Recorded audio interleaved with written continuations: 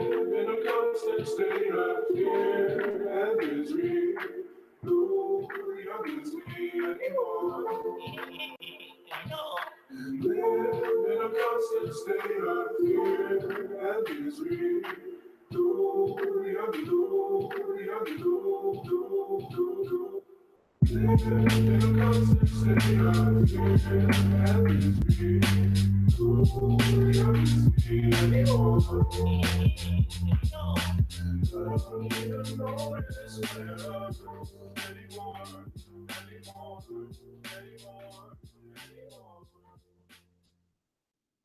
Hello, everybody. Today is Wednesday, September 26th, and we're bringing you Block Digest episode 126 at block height 543,185. What's up, Are you Rick? sure we're 126? Or no, 128, damn it. My brain. This is what happens when you're sleep deprived and you drink orange juice instead of coffee. Yeah, I'm on my third cup of coffee now, man. It's still cool outside, and I've been digging through what these legislators losing their minds in DC. It's pretty ridiculous. But yeah, it's been, I don't know. It's one of those mornings, man, where I'm trying to wake up, but it's everything just seems to be keeping me in this dream state. What's going on with you today, Janine?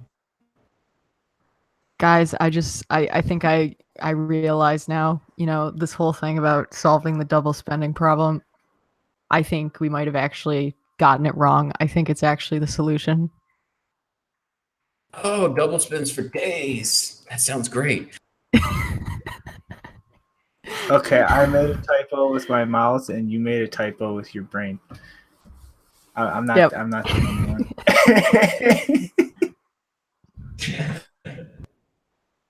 Alrighty, so my name is Purity.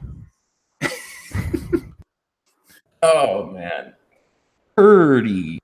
All right, right into it. All right, let's try and not do an overrun today and wind up with YouTube taking 2 days to process the first 10 minutes. All right. So first up, Slush Labs division, Braiins has dropped Braiins with 2 eyes OS, which is apparently going to be the first of many forays into different products and services in the mining ecosystem besides their pool. And this is pretty awesome for those who remember Antbleed. It's pretty much a open source Linux-based OS for mining equipment based on OpenWRT, which is pretty much an open source operating system / firmware that you can flash onto a lot of consumer routers based on Linux so that you can have a lot more fine control over what the device is actually doing and not be stuck with whatever shady things are stuck in your router's firmware managing all of your internet traffic. But right now, sadly, this is still in beta and not being recommended whatsoever for any kind of large-scale deployment on large farms or anything. So if you want to tinker with this, I suggest you limit it to a single device. But they pretty much replicated a lot of the features and functionality that come in stock firmware with mining equipment. They have the usual web interface where you can monitor performance, control where your miner's pointed, all those little bits and pieces, as well as started working on some actual performance efficiencies, which I'm sure miners all around the world are going to be very happy about. Another way to kind of squeeze a little more efficiency out of their hardware. But really, I think the prime benefit is that this is just completely open source. And right now they have deployable images for the Antminer S9 and the Dragonmint T1. Although with the T1, it is only compatible with the variant using the Xilinx control board. So before you start tinkering with things or flashing stuff, make sure that your equipment is actually using that control board, or I'm betting there is definitely a legitimate risk of bricking something. So be careful with that and don't just start plugging stuff in and flashing without making sure your hardware is compatible. But yeah, I would say this is a huge step forward in terms of actually having full control over your mining equipment. Like I said, when I first got started, hope everybody remembers Ant Bleed and the potential to not only shut down your miner remotely due to air quote remote control services built into the firmware, but also potentially actually brick and destroy the hardware if it continued having power fed to it while it was not actually performing operations. So that was a serious risk to the network at large, as well as your actual equipment. And having something like this that hopefully will start attracting a large development base in terms of mining experts in the ecosystem will get a lot of eyes and a lot of features built into this based on those eyes, as well as the security that comes from auditing it. And miners will have an actual open source option in terms of what software is actually controlling the hardware out there.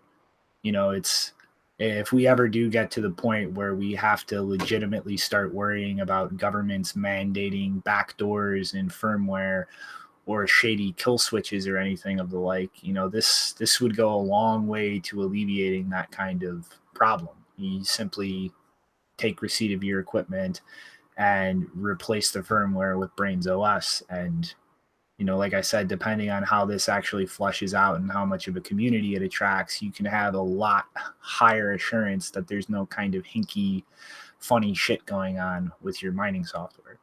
So I am really kind of excited to see where Slush Labs go with this. And they've also been talking about potentially bundling up images for releases of Bitcoin Core and Lightning Network software to run on single board computers like the Banana Pi, which is pretty much a beefier version of the Raspberry Pi, and try to make running your actual full implementations a little simpler and more plug and play. So really hoping that this kind of leads to a lot of development and new software sets and features that users can take advantage of without the hassle or headache of kind of hacking things together themselves. Yeah, man, I'm sure they will. I mean, God, it's like when the Ant Bleed story broke, it was like one of those things where really like just, I don't know. I remember when it's like almost like where I was when that story broke. It was like, wow, just really kind of blew me away. And so to have like an open source, type of open source software to run these miners on, it's just great that, more people are going to be working with it and you're not going to run into some problems like that. And, I know that How Long and Dragon Mint were working to do some open source mining stuff too. And I mean, does this kind of just go along with what they were doing, or like, was that really more or less just like their miner, their hardware was like, I'm trying to think of what the difference is between Brain OS and the How Long miners. Well, How Long was just talking about like open sourcing the actual hardware designs for the chips and kind of letting competitors hop on with that. Although I do believe, although I'm not 100% sure, that they also open sourced their firmware and were kind of doing work for a while after the release to optimize things. But I don't think they ever really went as far as Slush Labs or Braiins here, like kind of committing to constant development and open sourcing it for more mining equipment than just the How Long. Although I do think there are a few developers out there who've kind of hacked the How Long firmware onto an S9 before. I don't think there was any real attempts to make it simpler, user friendly. All right. Yeah. I mean, like, definitely good to have something to where, you can try and move it across all these miners, and that's the way it's meant to be. Just thinking about the name Braiins. I'm wondering, like, I was actually thinking about the image doing some zombie scene because of brains, but it's just smart brains that are doing this, not some zombie brains. But see, that's what zombies do. They try to eat the smart brains. Ah, okay. Well, that's what they're doing. They're gobbling up all the smart brains, and yeah, they're I imagine we'll see some Brain OS on a lot of different hardware before they, I mean, it just helps, like, it's going to help mining development, like you were saying, help developers just get things done. I mean, if you want to move forward with your mining hardware development, it's like great to have something to work with instead of, just porting something over and hoping everything works well and try to kink out the bugs where you find them. Mm-hmm. And, like one of the reasons they even brought up in their blog post announcing this for like why they did this is even just like aside from like hinky shit or backdoors in firmware, there have been just a decent number of like errors that resulted in weird behavior or less efficiency than the hardware was actually capable of. And I mean, like, really project this out long term. I mean, I don't see any reason why we couldn't see this develop in a direction where hardware manufacturers simply develop the hardware and actually start, building things out specifically to work with Brain OS, or kind of counting on or collaborating with Slush Labs to kind of get compatibility out the door. I mean, if they're kind of putting this effort and development into this anyway, then it would only benefit hardware manufacturers to try to kind of collaborate and, take a little bit of the weight off their back, where they could concentrate more simply on the hardware designs and not worry about so much of the software. Great thing for development and mining. I think, like you're saying, we'll see a lot of people kind of get rid of their headaches whenever they're doing the development and just say like, all right, we're just going to focus on this. And we know we can, test out the specs and everything that we're thinking once we get a hardware set up, and then we can just flush it out from there. So, yeah, I mean, there's already lots of developments happening in mining and some stuff that I'm sure we haven't even really covered yet because, the mining industry and the way that all operates. So it's good to, just know that this is also one of those tools back there that's helping all this industry move forward. Mm-hmm. So everybody knows what that sound means. On to the next one. So Paul Sports 2 days ago announced the first Drivechain code release. Paul, pull your head out of your ass and stop beating a dead horse. It's not gonna fucking happen. Okay? Now I'm gonna. It's time to strap in for a Shinobi rant. All right. I'll get the easy one out of the way first. His claim and justification for Drivechains is that it will allow new features to be brought in without soft forks, because everybody knows that all people care about in this space are features. He claims that it's going to kill all altcoins because there's no point in making an altcoin anymore. Paul, you're a fucking retard. People don't make altcoins to test new features. They do it because they can print fucking money out of thin air and line their pockets. A Drivechain is not going to change the incentive to print money out of thin air. Nobody is going to use this for this reason because it's tied to Bitcoin. You make a Drivechain, people put Bitcoins in it, and they're worth more or less the same as Bitcoin. You can't print money out of thin air doing that. You can't get rich overnight doing that. Your understanding of the incentives for creating altcoins is just so far off base, I don't even know where to start. You're just wrong. This is not going to, in any reality, destroy altcoins. That is delusional. Secondly, Paul constantly claims that Drivechains have no centralization pressures on miners, and that's nonsense. The entire problem with sidechains, vanilla sidechains, not just Drivechains, is that when you create a sidechain that involves miners that is merge mined, what you're doing has all of the same negative downsides as a block size increase. Money moves in there. Miners' revenue is stuck in there. The only way to collect it is mine that chain. And you have to validate a chain and all of the transactions it's processing to know that the next block you make is valid. You cannot have a side chain, a vanilla one, without it having the exact same effects on mining centralization in terms of transaction selection and block creation as a block size increase. Okay? Paul's claim that drive chains fix this problem is nonsense. All it does is delay the inevitable and make it infinitely worse because it compounds the possible negative downsides until we're at a point where Bitcoin's price is no longer exponentially mooning. And by that point, it's going to be a hugely critical global asset. So to really give the short breakdown here, the entire model of drive chains pretty much relies on two core things. The first is mining decentralization to ensure that theft does not happen because miners are not colluding. The second key point is that somebody besides a miner is going to run a drive chain node.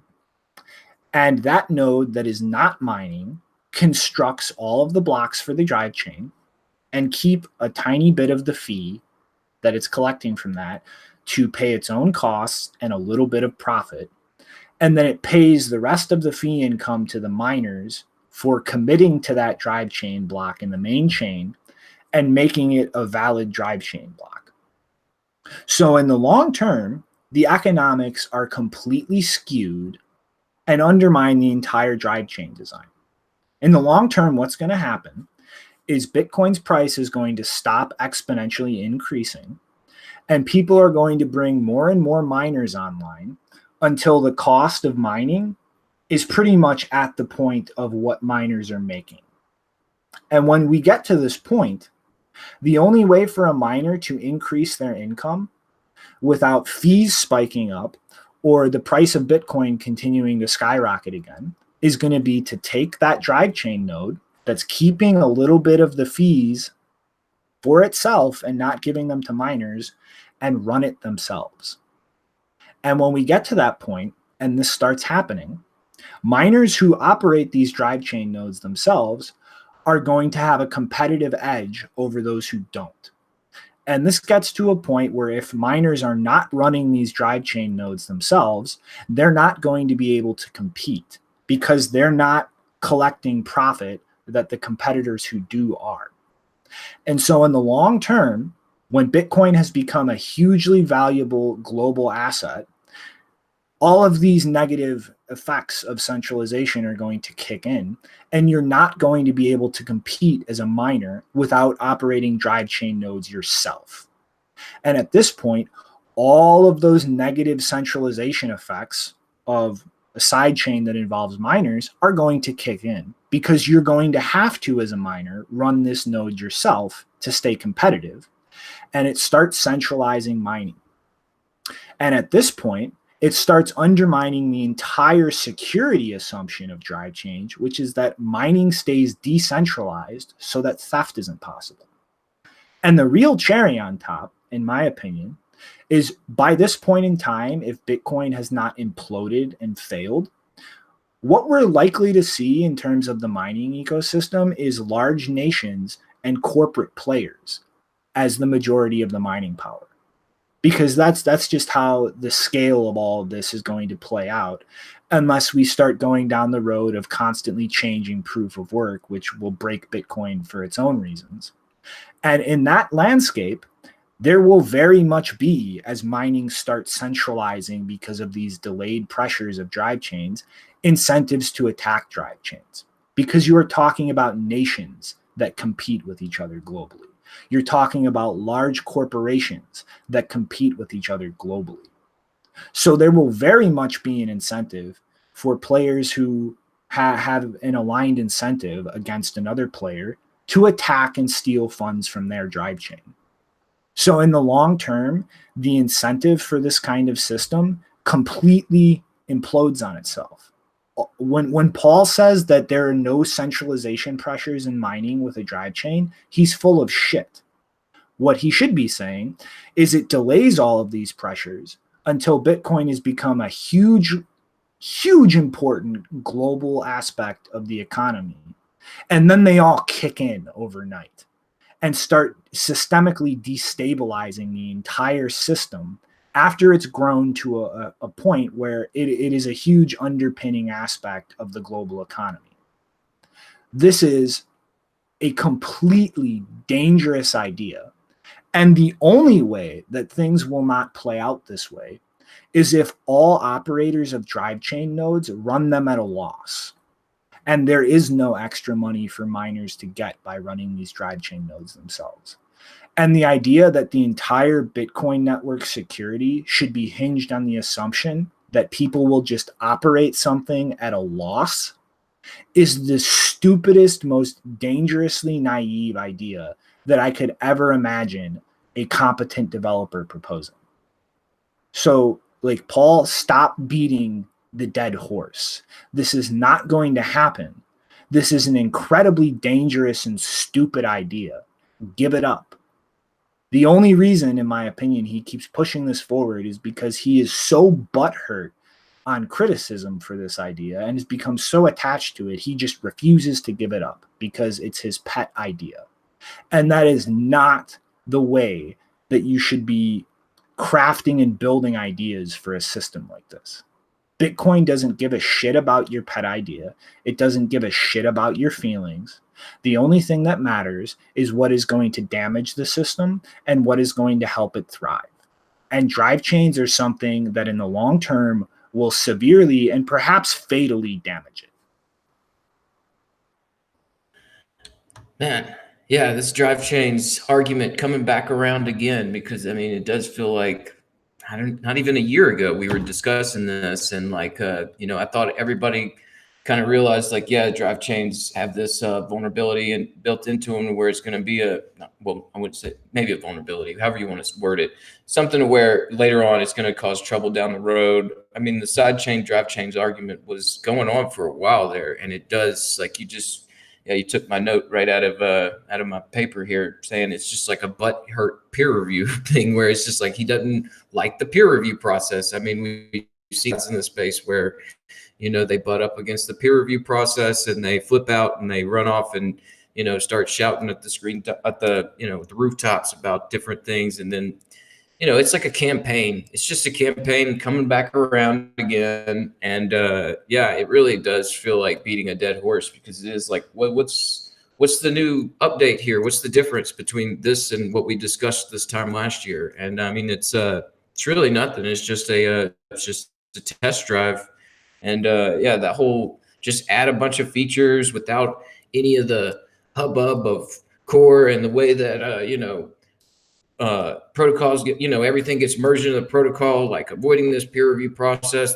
That's such a great thing. It's like, I feel like some of these people are, they're not catching that an important process in Bitcoin and the peer review is like, it's building a discipline, and you can't just force stuff down our throat. And especially when it's something that's going to cause a problem later on down the road, and people have already flushed that out several times before, and you do it again. It's like before, it really did kind of come off like, like he's just mad and like it didn't turn out the way he wanted it. It's just pushing it. And now it is beating a dead horse, and it just seems like almost, it's just one of those things that's not favorable. The more you keep pushing it like this and saying, this is the way things should be, it just seems more and more like you're turning into one of these bad actors. And, Paul, I know you haven't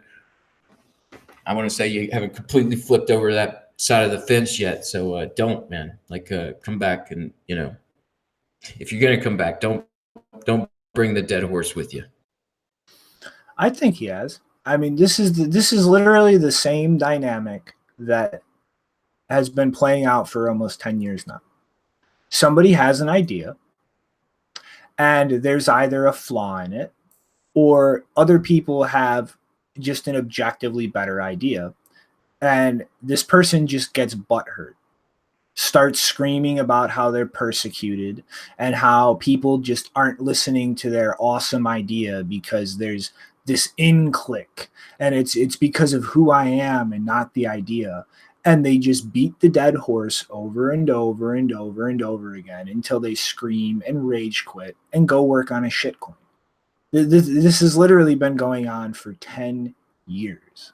It's the same reason Mike Hearn and Gavin left. It's the same reason Garzik rage quit. It's the same reason that Mark Friedenbach is going to soon be presenting his air quote upgrade, which is really just an attack on the network that is being called an upgrade because he's butthurt about his mast proposal being sidelined after Taproot and Graftroot were proposed. Like, people need to grow the fuck up and realize that you have bad ideas sometimes. And when you have a bad idea, you put it down and you come up with another one. But Shinobi, I mean, Zuko is like really confident about this. I got robbed button. I think we should think about it again. Oh man, come on. It's a great one. Definitely yeah, I mean, it is one of these things where people they come up with these ideas and they they usually spin it into an altcoin and then try to line their pockets and everything. And I think that's some it's a pretty relevant tweet, just showing like people that are like, oh, this guy's smart in the space, and then they come up with something like that. My goodness. It's just like stop treating everything that is critical of something you propose as a personal attack. And I mean, the perfect example of the opposite of Paul's reaction is this entire B Foundation situation. I since that was first announced and since the last show where we talked about this, I've talked to multiple people involved in that. They have all been receptive. They have all listened to my criticism, and none of the people I've talked to have taken it as some personal attack on them or shut down and refused to listen to the criticism and consider it because they're acting like mature adults. And that's what people in this ecosystem need to learn to do. This isn't high school. Everything is not about you. Yeah, well said, man. I mean, hard to put a bow on that one. But all right, I guess you want to slide us into the update, Janine? Ding, ding, ding. Yeah, this is going to be another update regarding the ongoing case against Cody Wilson, not the one about the 3D printed guns, but the one where he has been accused of statutory rape as of about a week ago. And as far as we are aware, he is now back in Texas. He's been back in Texas since, I think, Friday-ish.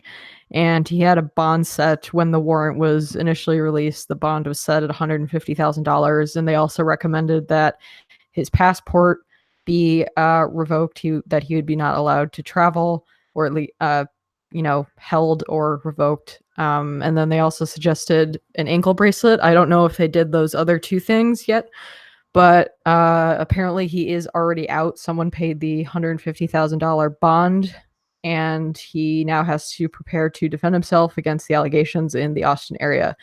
And yesterday, Defense Distributed announced that he had resigned from his position at the company on Friday and has been replaced with the former vice president of the company, who goes by Paloma Heindorf, who led the press conference to announce his resignation and what their plans were moving forward after all of this has been happening and blowing up. You can watch that press conference yourself. It was recorded live by at least one person on YouTube, though the version that I watched didn't have great audio, so it might be a bit hard to hear unless you find an alternative recording. But basically there was a lot of things said. It was a very short press conference. It was maybe, I think, 25 minutes at most. And Paloma was very careful and reserved about what she said, and the reporters were, in contrast, very pushy, and she was having none of it, as you can see by her face in the show image that we had today. She wouldn't even really respond to questions about what her personal reaction or perspective was on the allegations against him, and she also wouldn't say what other employees of Defense Distributed, how they reacted, other than to say that they're all pushing on as usual.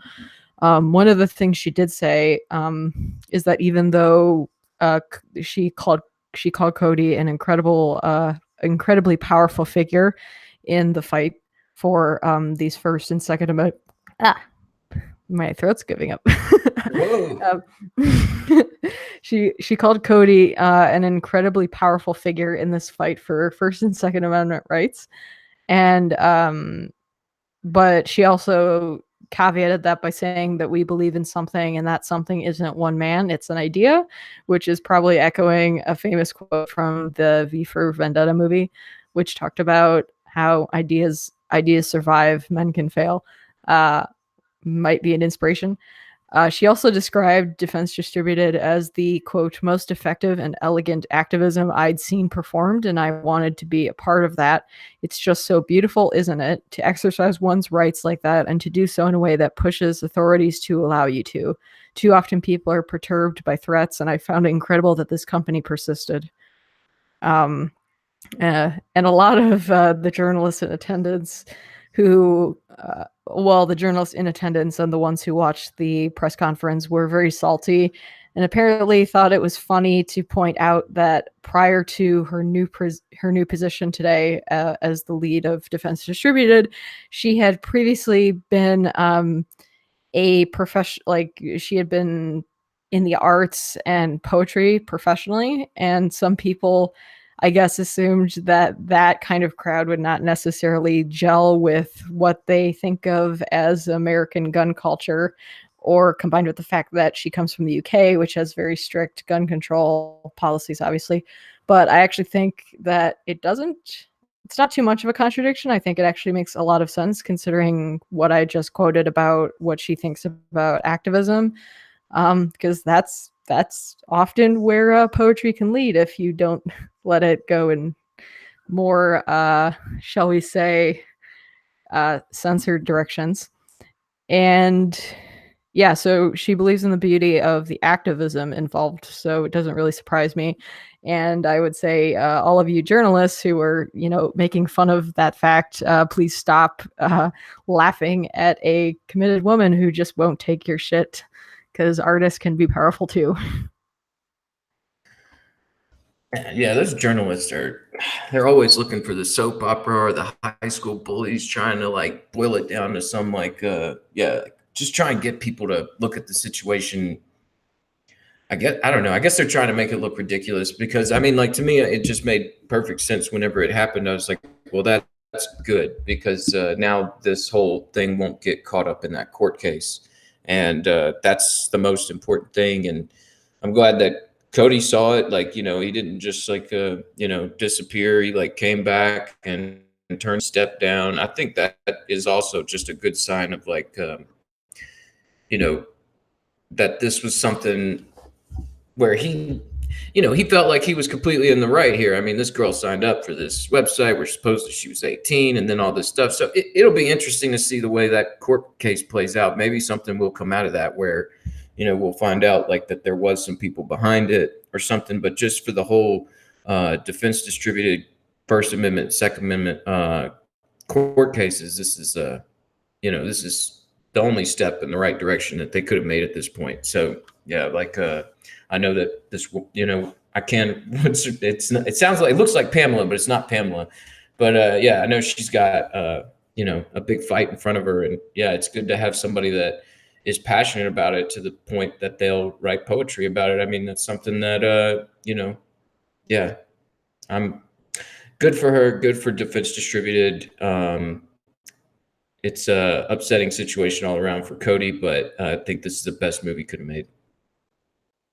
I mean, it's really the only move. I mean, either step away and let Defense Distributed continue their fight, or bring the entire thing down by having him associated with it and allowing the media to do exactly what they tried to do with Paloma, just constantly bring the entire press conference back around to Cody and his situation. And what are your thoughts on that? I mean, like watching the entire thing, I thought it was frankly completely disgusting. Like almost no reporter actually asked a question relevant to Defense Distributed or what they're going to be doing or their business. It was just constantly journalists trying to bait her into talking about Cody and the assault charges. Yeah, and one other thing that they clarified is that any donation money that has been sent to Defense Distributed will not be going towards Cody's legal expenses at all. And like no past donations and no future donations. They are not.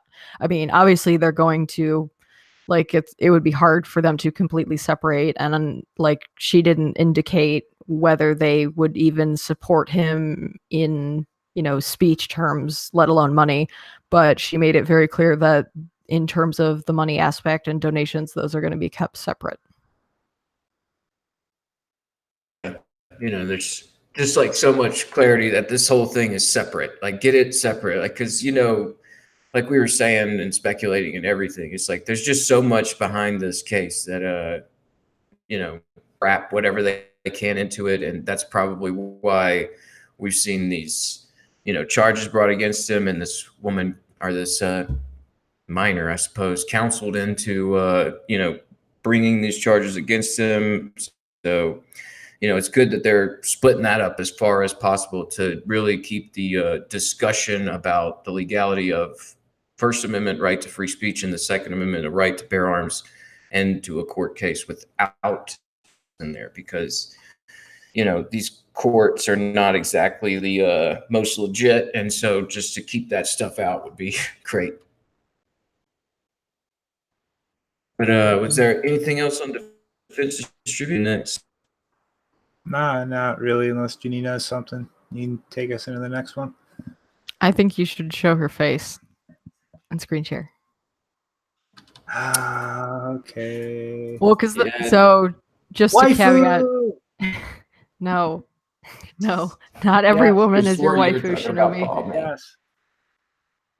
So I want to. That was actually another question. A journalist asked her during the press conference: was she expecting to be the public face of Defense Distributed? And she basically said that was not. I think something along the lines of that was not how she considered her role. And so she wasn't going to say anything about that. But to be honest, this is a pretty good face for. It's like, I'm not gonna take your shit. Yeah, just like staring down those journalists. All right, so now we've seen her face and we know what's going on there with you know, what the update of Defense Distributed and everything. Let's move over to where these journalists love to live and talk about what's going on in DC, man. So got some down there in the show notes. You guys can follow along, but yeah, let's just go into this story that CoinDesk covered, talking about an event going on in Washington, D.C. This congressman for the 8th District of Ohio, Warren Davison, held a legislating certainty for cryptocurrencies event. It was a roundtable discussion that had about 80 representatives from the cryptocurrency and traditional financial sector, stakeholders, and people working to expand cryptocurrency discussed the hurdles they faced when launching projects and products in the U.S. And this all comes a few weeks before Congressman Davidson, who put on the whole event, plans to introduce a light touch legislation on the subject. He said, quote, "Your input is critical to helping us preempt a heavy-handed regulatory approach that could stall innovation and kill the U.S. ICO market." End quote. He's trying to make an improvement from last year's SAFT framework, which is a simple agreement on futures tokens, which was supposed to help clear out some of the regulatory red tape for ICOs. However, this SAFT proposal was never meant to be just some guidance. As Coin Center put it, it was the symptom of regulatory uncertainty. It was not the best we can do. It was the best we could do. And also at this event was Representative Tom Emmer from just introduced 3 bills to Congress attempting this light touch legislation already. And I went through these bills real quick, which, like I say, and all of it's down there in the show notes. You can read in more detail. But the first one that he introduced is a an expression of support for the blockchain industry and its development, which read like it really just expressed how the U.S. should encourage growth of blockchain technologies and just foster that development. And the second bill he introduced was safe harbor for non-controlling blockchain developers and providers of blockchain services, which CoinDesk boiled down to miners not needing to register as money transmitters. Whenever I was digging through it, the bill actually has some definitions for blockchain networks, developers, services, control, digital currencies, which really all don't sound that ill-defined. However, none of the language mentions cryptocurrencies or Bitcoin. It really sticks to all the buzzwords. You see DLT in there and pretty much every ICO, all that stuff is in there, but you don't see cryptocurrency or Bitcoin.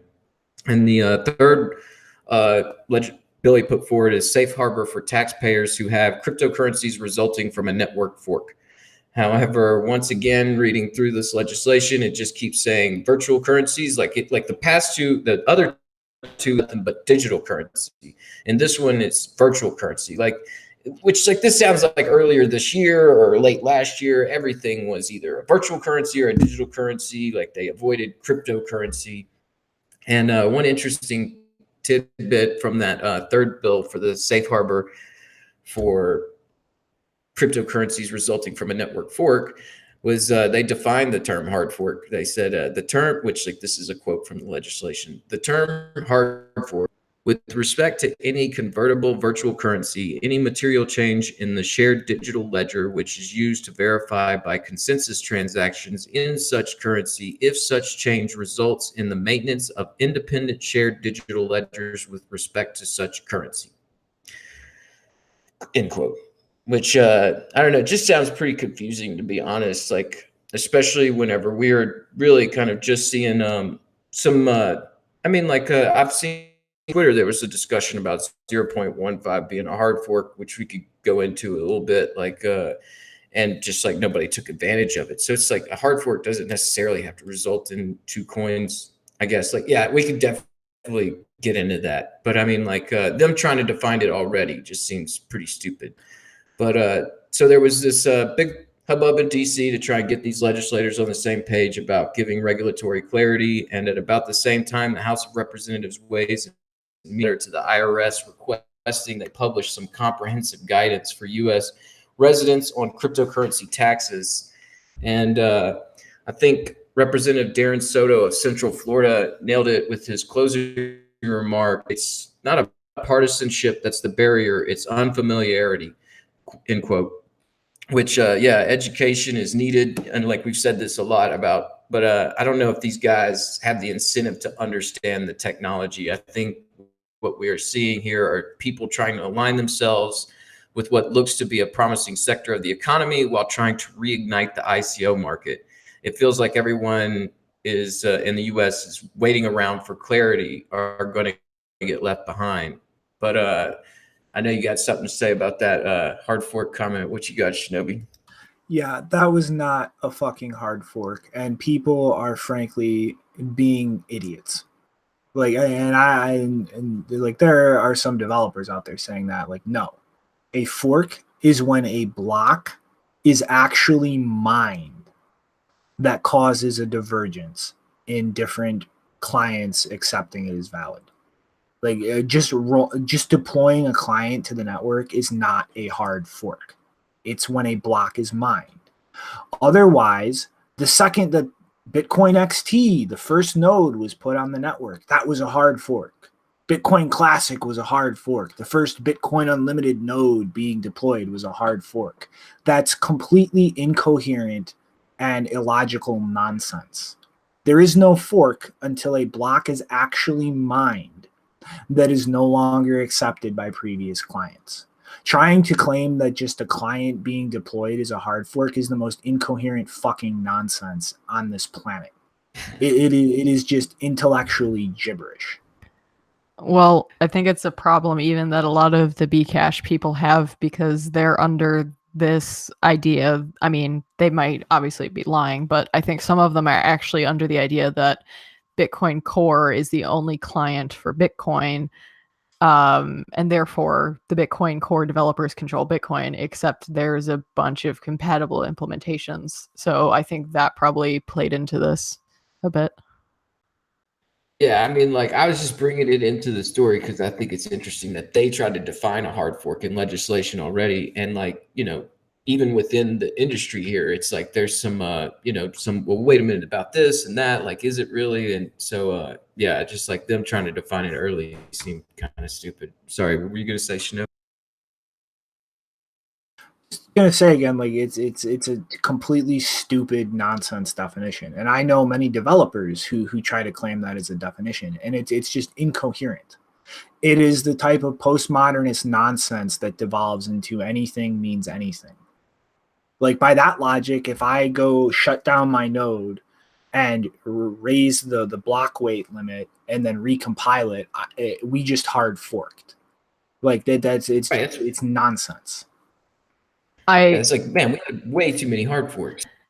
Yeah, I mean, like, it would be correct to say it was a fork if someone copied the client code and made some changes, but I mean, that's just a client code fork. That's or like there's a bunch of different types of forks. There's the client fork, there's the code fork of, like, you know, they could just fork Bitcoin, I guess. Like, and create an altcoin, or they can do like a fork of the network in terms of like a consensus fork. But there's not, yeah, getting all of these terms mixed up with hard fork is really bad.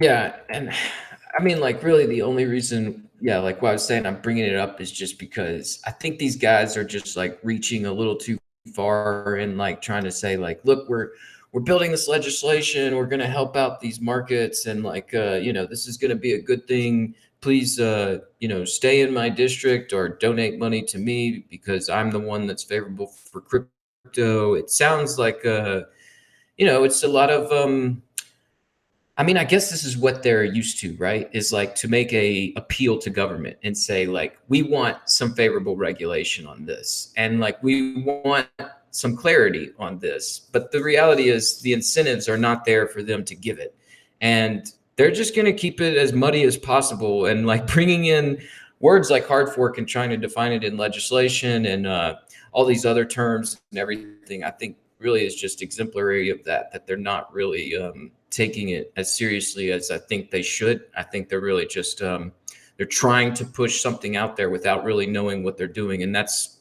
kind of the stupidest move when it comes to legislation. Because if you draw up legislation with some bad language in there, a lot of people could get hurt. A lot of people could, you know, get charges thrown against them just because the language wasn't really put together that well.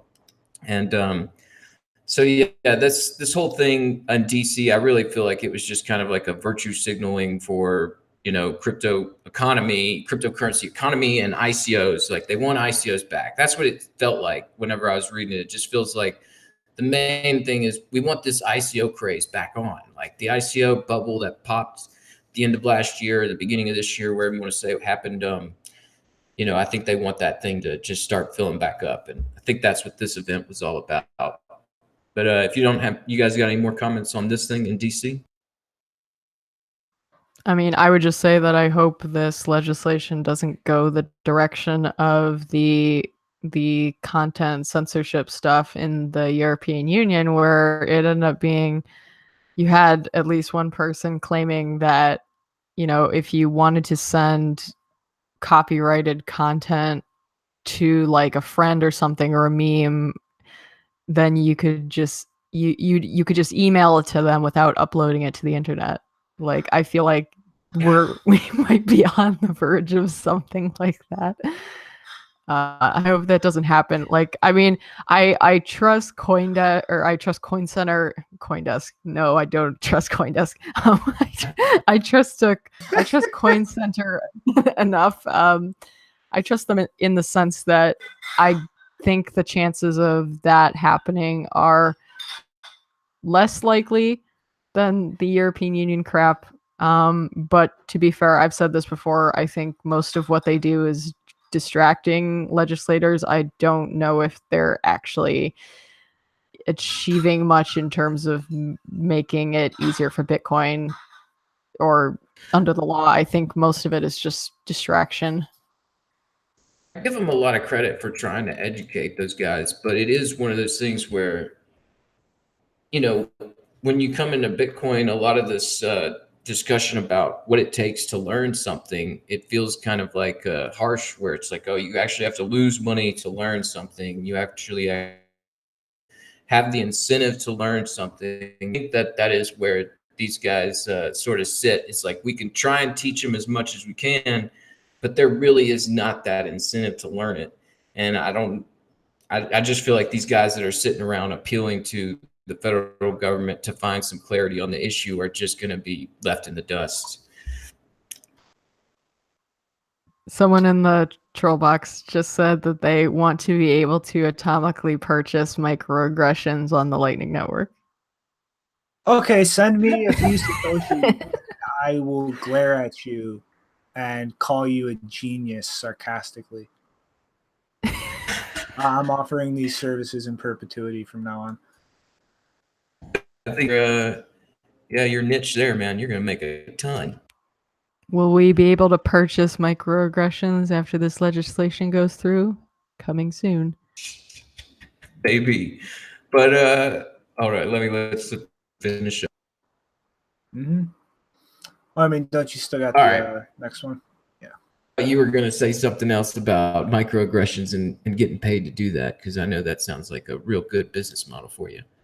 Yeah, everybody shut up and give me your Bitcoin. So let's go into this next story where it's like a local story here from Colorado where we found some clarity, and it wasn't through appealing to the federal government.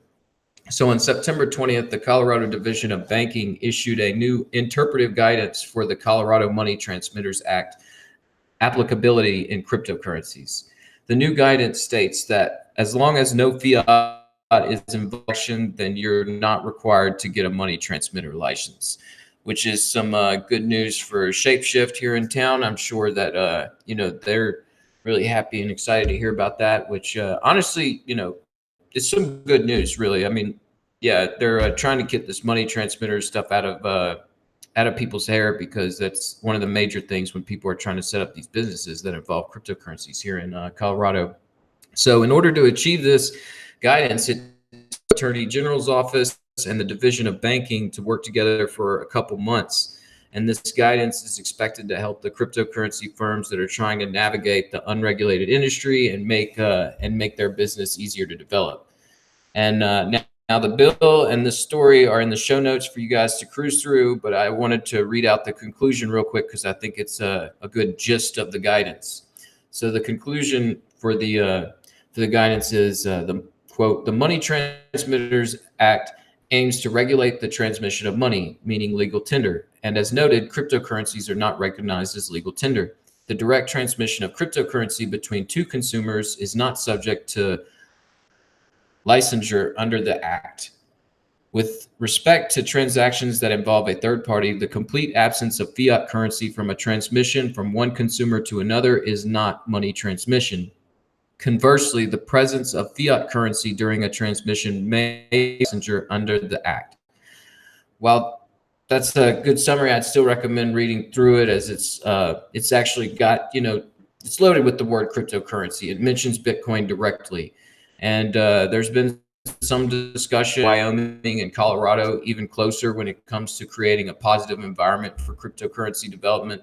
And that's the way this stuff has to be done. When I thought about looking for a part of the country to move to, it was based on, who needs to be done despite the federal government's position. And I think Colorado really made waves in that with the cannabis industry, and standing up and saying, like, no, we don't care if you think this is wrong, our citizens.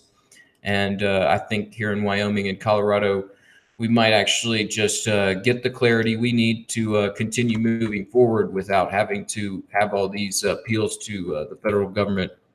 I think the guys squabbing in DC trying to get this clarity are they're the guys that are going to get left behind. I mean, if you really do want to actually do something in this ecosystem to help development, it's like you actually have to do it locally, and you need round this route of like this constant appeal to the people that always have picked the winners and losers and said like, this is the right or wrong way to do it. Like we need to just do it and not keep asking for what is it, the phrase? Better to ask for forgiveness than to ask for permission. Just do it, guys. And like you're the ones that are elected federally from your constituents and everything. If you don't have the whatever to do it, then just get the hell out of office, man. You're not doing what's right for your constituents. If you're hanging out in some place in DC to try and find answers for your constituents, you are doing the wrong thing. It's not helping anyone. So you said that as long as it's a non-custodial service, it doesn't have to register as a money transmitter. Is that what that was about? It's not the custodial. It's just as long as fiat stays out of the process. It's just crypto. Then you can still have custody, and there's no money transfer. It's all about just keeping fiat out of the process. Yeah, because I want to make one correction that's kind of related to companies in Colorado. When we were talking about the Shapeshift stuff, I mistakenly said that Shapeshift was in Colorado. Actually, I completely forgot it's a Swiss company. I had forgotten that Eric Voorhees is the one that's from Colorado. But yeah, I saw Eric tweeting about this, and it's like, too bad you didn't actually put yourself in Colorado, because maybe you would have had a better chance with all your American and Canadian employees. I mean, like that's the weird thing about, even if you have overseas companies like this, if you have all your employees are basically Americans, or a lot of them are, you're basically taking still a significant amount of risk by doing that. So if he was just going to have a bunch of Americans and he himself remain an American living in Colorado or somewhere around there, he should have probably just put it in a U.S. state, and taken advantage of the fact that Colorado is being a bit more lax than a lot of other places. I don't even think it's lax. I think they just understand. Like, I mean, it's really hard to say like what exactly it is that makes them understand, except for the incentive for cannabis to be a regulated market, because it does very well for them. And the only thing that's really holding them up is the all the banking problems, the problems of like just starting a dispensary and getting a bank to handle your money. And then like I'm telling you, there's like Braiins trucks and large vaults and all this stuff when it comes to securing your cash around here. And it's all headaches that they have to deal with because of the way that money's handled with cannabis. So I mean, like, they actually have, when I talk about the people in DC and their incentives to actually understand it, I think that you can actually see the incentive for Colorado to understand this and get it right. And I think that's why this I don't know, this makes a lot more sense than what we were seeing out of DC earlier this week. Mm-hmm. I mean, it seems like a fucking reasonable approach to me, But I don't know. Is there any more comments on this? Because I think kind of dense topics coming up. Should try to slide along. All good. All right. So Bitmain has officially filed its application with the Hong Kong Stock Exchange for its IPO. And for now, this is pretty much just going off of a CoinDesk article in the show notes.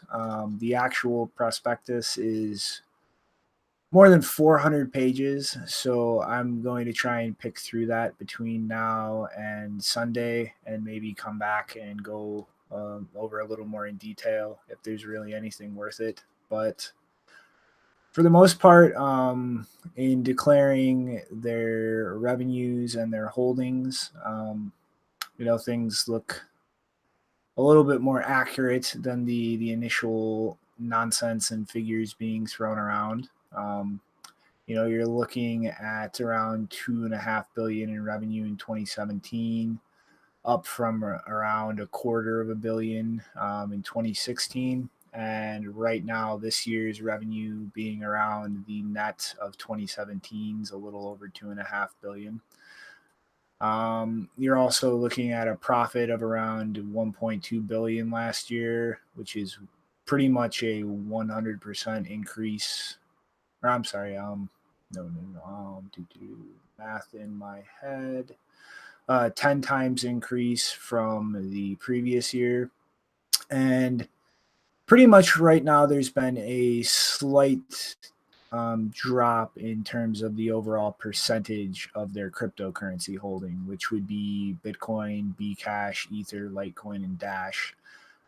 It was in the end of last year around 30% of assets, but right now around 28%. So looking at this, it's about an increase of around 10 million in fiat value. So looking at this, I think it's safe to say that they haven't really liquidated any sizable amounts aside from shuffling things around. And this is probably just an increase in other assets. And hardware sales, yada, yada, yada. Really, the important figure here, I think, is around 27% of funds received for mining products was in cryptocurrencies. So the rest is fiat payments. And the one interesting thing that I found in this that wasn't just figures and kind of trying to play PR damage control after all of the blatant fraud and the lack of Q2 figures, which they still haven't published despite actually going through with an IPO filing now, is Bitmain has been buying a lot of land. In China, they have bought a decent amount of land in the Ningxia and Sichuan province. Sichuan, if everybody remembers, was the area recently flooded with a very heavy concentration of mining equipment, as well as their sites in Inner Mongolia.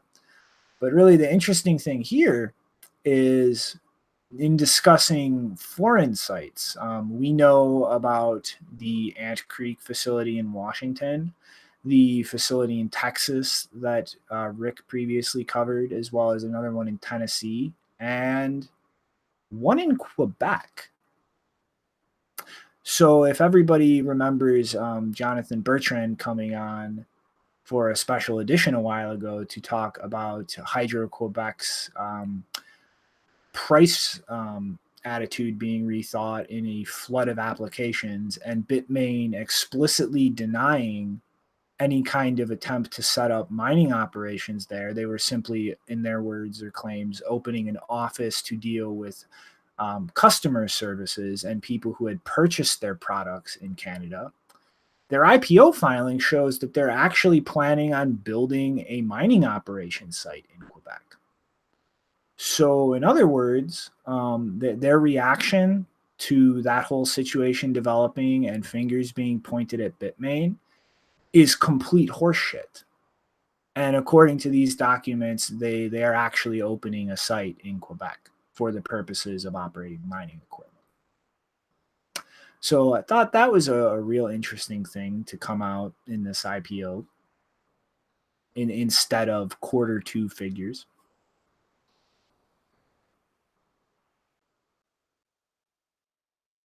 I mean, I don't know how much we're going to get out of that, out of this IPO. I mean, I imagine they have to release some of this information, but, you know, there's a lot of money to be made here. And, you know, it's a Hong Kong IPO, and I don't know all that stuff that has to come out with that. But I don't know what to think about this stuff other than, you know, just like sit back, wait and see how it works. Because, I mean, like right now, their only option really as far as becoming profitable right now is just like setting up a mine in Quebec or like and doing this IPO at the same time. Like, I don't know, man. It's like my point is that, like, John's speculation on the situation was that Bitmain was pretty much attempting to bid up the electricity prices with insane applications for mining equipment, and try to establish a monopolized deal with Hydro-Quebec, which Hydro-Quebec denied, which Bitmain denied, claiming that their office set up there was simply for customer support. And now in their IPO documents, oh, they're full of shit. They're actually planning on opening a mining facility in Quebec. That did come out with that IPO documents was we did see they had a lot more hardware on their balance sheet than we expected, and so it would give them the capability to set that mine up. So yeah, it's hard to say where Bitmain's going to be in this system, other than I imagine they're going to be around for a little bit longer. But man, I guess they're going to be in Canada and Texas, and they're going to try to be, at least. We'll see how this IPO goes. I mean, I don't know who exactly is going to be the purchasers of this, other than people that are really just they're just throwing money at what they think could make them. Because I mean, if you start looking into the details of Bitmain, they've made some really stupid errors, and how exactly they're going to move forward without making future. I mean, it's just you're throwing money at it, hoping you're going to get some back in return. There's no guarantee, like the way it kind of felt like it used to be. If you invested in Bitmain, I imagine there would be this thought of like, well, yeah, they're mining this is their electricity cost. You know, you're going to get a return on your investment. Where now it's just like this. It's this flimsy name that people might just throw some money at because it's it's big name recognition in the space. Yeah, I mean, just from things that I have personally noticed, investors' slide decks are usually the least truthful thing you can find about if you actually want to learn about how well a company is operating or what it so I don't know, not very hard to trust Bitmain. They might be telling I mean, is there any way that they would be telling investors or trying to signal to investors that they're going to Quebec as like a good sign and like invest more money? Or is it definitely a done deal that they're going to Quebec?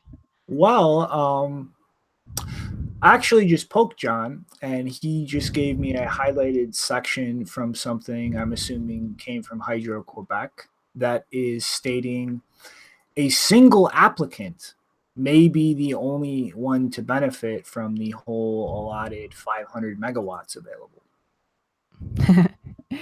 Yeah.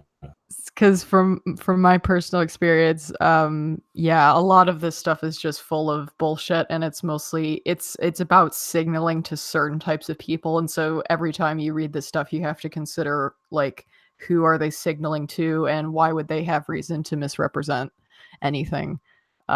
So yeah, I wouldn't be surprised if they are going there and they were just lying about it before, and I also wouldn't be surprised if they are going there, but there actually isn't as much interest as they're hyping.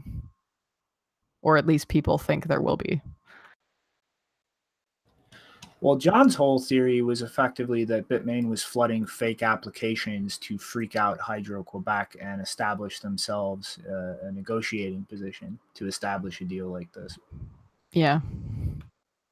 And like the section saying that they're awarding it all to one person or one company. I mean, sounds like they are. I mean, that's what if Hydro-Quebec isn't lying either. But geez, I don't know. I like what somebody in the troll box said. This Bitmain IPO, it sounds like a Bitmain bailout. I don't know why they're even getting it. They should. I guess they got the hardware and the names, and they do have some revenue to lobby, even though it's. I guess they're still making moves. They're trying to stay alive. I mean, I don't blame them. I mean, it's Bitmain. They're trying to do something, but I don't know. Their moves in the past have shown that it's not really that smart of an investment. But I mean, things are going along really far in the mining space, and the competition is just ramping up. And if all they got is a bunch of old hardware on their books and they're ready to go over to Canada to turn it on, well, I don't know. I mean, there's all these other miners that are coming out that are going to be more efficient.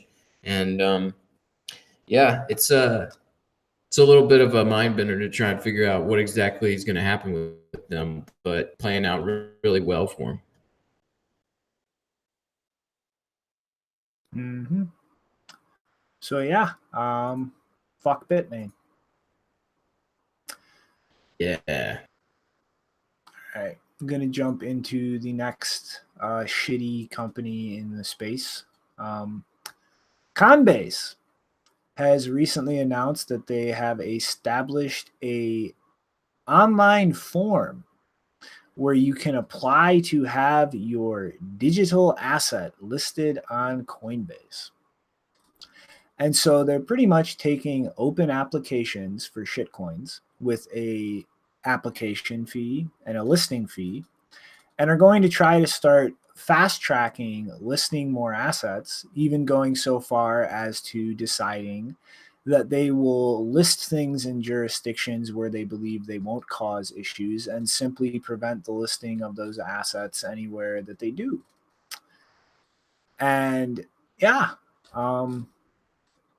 pretty much they're just going full on shitcoin crazy and are claiming they will appease any demands out of the regulators in terms of extra customer verification to ensure that geographic limitations on listings are respected, and dealing with the extra compliance costs to roll out this kind of thing. And I like, this is just completely fucking absurd right now with all of the shit that the attorney general from New York is spewing about market manipulation, with the fact that the entire Bcash incident on Coinbase was not mentioned once in that report, despite it's just they're rolling ahead and they're gearing themselves up to list as many shit coins as they possibly can. It's fucking absurd at this point. Have we did we also, I don't know if we actually made it one of the stories in a past show yet, but did we talk about how they, before this story, there was another one about how they were bundling Bitcoin with a few other coins? Did we talk about that yet? No, we didn't. But yeah, they're Yeah. also So that doing was, the yeah. basket. Mm-hmm. Yeah, so the basket thing was also happening. So in combination with this, it just seems like, yeah, they're they're trying to get more activity, and maybe they have some bags to sell. Who knows? But they definitely want more activity with all of the altcoins that they may be buying into at the moment. Not surprised. Yeah, I mean, it's just God, Coinbase, I don't know, man. They just keep degrading and degrading it. It just makes me aggravated that, they're doing all this stuff, and they're also at the same time setting up that lobbying firm to lobby DC people and educate them. It's just going to go fart up DC some more and just confuse these guys some more. And it's just like a Google Doc. I was like clicking it too. I was like, what is it? Because they had that process, and now it's just like a Google Doc. You just go on there and say, I'm going to list XYZ coin and this and that. And I guess they're trying to be the Binance of the US, but yeah, it's kind of ridiculous that they're so heavily regulated, or they're so close to regulators. And the same time, you got the New York Attorney General's office screaming from the rooftop to the globe that everybody needs to behave and stop all this market manipulation, while you got guys turning around all this BCH and right before it gets listed and all this madness. It's just it's a clear example of the way that the current regulation system works, of like picking winners and losers. And they're on the Coinbase's winning side. They're saying, hey, Coinbase is going to be a winner. We're going to let them list whatever the hell they want to list. They're paying the right people. This is the way it goes. So yeah, it's disgusting. Mm-hmm. And next up, also Coinbase, they have just partnered with this firm Caspian to start integrating all of its tools into Coinbase Pro. And so, for those not familiar with Caspian, it's pretty much a product that offers a full stack of trading tools, attempting to kind of do what Tagomi Systems, I believe it was called, Peter Thiel's company from a few months back, to try to consolidate access to liquidity in different order books through a single platform or tool set. And Caspian is pretty much doing an ICO to raise funding and pretty much offer a discount for customers who use their platform paying in tokens. And yeah, so this recently just was announced right after Coinbase's application process was announced. This is like this is not just like let's become the next Polo. Like they're trying to establish liquidity in order books for all of these shit coins and then plug them into the kind of systems that traditional, legacy traders or investors are accustomed to, where you have access to a number of disparate order books and can pretty much interact directly with the entire ecosystem. And, call me paranoid, but looking at Coinbase's historical attitude in the ecosystem as a whole, looking at the Blockchain Association, which they recently started in partnership with a few other companies.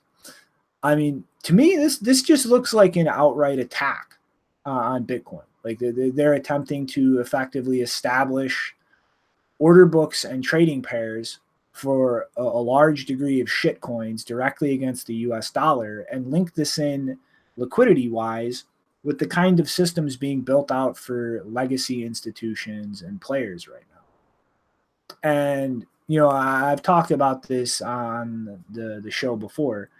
Like part of the whole dynamic in this ecosystem is Bitcoin is the on ramp. Like that's why these markets function as they do, because all of the liquidity moving into other things has to effectively go through Bitcoin.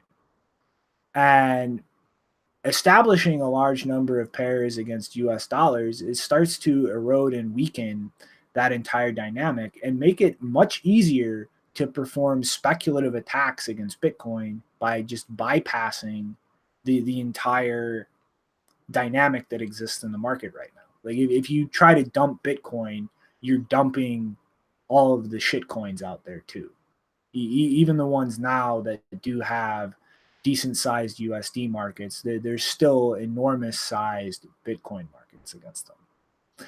And tweaking that dynamic, it makes it a lot more viable to perform the kind of attacks such as just dumping Bitcoin down and pumping other shit coins to completely distort the entire market cap metric, which despite really having no merit or it really doesn't matter unless there's trading volume there to back it up. You can further distort the kinds of signals that consumer investors and traders look at in terms of gauging this ecosystem as a whole.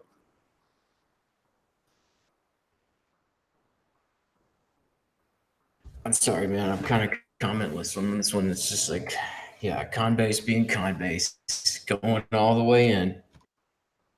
They're being they're being a completely malicious company right now, effectively just trying to hook large pools of liquidity into scams and take advantage of that to profit off of trading fees to the detriment of this entire ecosystem. Man, yeah, we need to it's still so early on with all this stuff as far as one main mining company for a while, and now we're starting to finally expand on all that. And Coinbase was the major exchange for a long time, and they still provide some service that is helpful to a few people. I think you know that, but I mean, like at the same time, they're just like, yeah, like you're saying, they're being real malicious in the space, and it's aggravating. But at the same time, there are competitors that are coming up, and you just gotta always go to those other people, Cash App and Bitflyer, and there's a couple other guys that I would go to before Coinbase. I mean, Coinbase is useful for their Shift card if you are down, need to spend a little bit to get some groceries, but that's about it. Yeah. But let's pop along into something that does not make me pissed off. So Japan and Africa.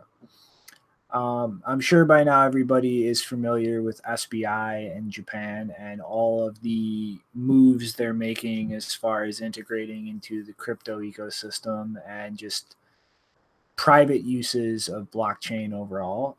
They've recently partnered with, or not, I'm sorry, not SBI proper, SBI Remit, a subsidiary, has recently partnered with BitPesa to kind of build out remittance corridors between Japan and Africa. And this is one of those use cases that really isn't something that directly puts private keys or Bitcoin itself in users' hands, but is a very important use case and something that can legitimately have profound impact on the global economy as a whole. So I'm pretty sure I don't have to explain just how fucked up the banking system is in Africa and the large number of inefficiencies dealing with correspondent banks that creep into the picture when you're talking about moving money into or out of the continent, or even in a number of cases just around the continent itself. But SBI Remit has around 500,000 customers, and 90% of them are foreigners who are pretty much remitting money out of Japan. And this is, it's a huge thing to take the opportunity to capitalize on, because when you're looking at specifically Japan to Africa and the number of correspondent banks involved, you're potentially talking fees of up to 7% and huge delays in the movement of money. And there's a decent amount of opportunity for capital flow here. I mean, some of the specific partnerships that BitPesa is kind of looking at establishing here are cosmetic companies, obviously electronics companies, and there's actually a pretty decently sized used car market between Japan and Africa. And right now, this partnership is pretty much dealing with moving between the Japanese yen and the fiat currencies of Ghana, Kenya, Morocco, Nigeria, Senegal, Tanzania, Uganda, and the Democratic Republic of the Congo. And using Bitcoin instead of a lot of these correspondent banks, whenever it makes sense, can pretty much take those 7% remittance fees and drop them down to around 3%. And by not being kind of radical or extremist about it and looking at where it makes more sense to use a correspondent bank network or Bitcoin, or how exactly they're going to settle, things out through the middle and at both endpoints, you can bring down more than 50% the remittance fees here. And BitPesa is set up, pretty much to manage the risks and the hedging on both ends of these trades. Like their entire core business is pretty much built around using Bitcoin for remittances. Like this is a very established company in the space, and one that actually has not lost sight of the entire purpose of this currency from the minute it was founded, which is providing access to services to people that don't have them. And especially given, Japan's, they're one of the most developed countries in the world, and they deal with producing and manufacturing a large amount of different kinds of products. Like bringing that cost down more than 50%, like this is something that could really facilitate a large growth in capital flows and asset flows between these two countries, and really start providing opportunities for businesses in Africa that didn't exist before or were not cost effective to deal with before. And it's a bank involved in partnering with this, but I mean, at the end of the day, isn't the whole point of this to provide services like this to people who didn't have them before? Yeah, I kind of wanted to make a comment connecting this story with the last one about Coinbase and the fact that, they've shifted their focus. I mean, if their focus ever was on anything else, to, basically putting money into all these scams instead of providing services, like expanding financial services to people that don't have them. Because I think it was in August, I found a blog post that Coinbase had made where they interviewed a woman who helps girls learn to code and get paid in Bitcoin in Afghanistan. And they interviewed her. She's very well known for doing that. I think the company was Code to Inspire.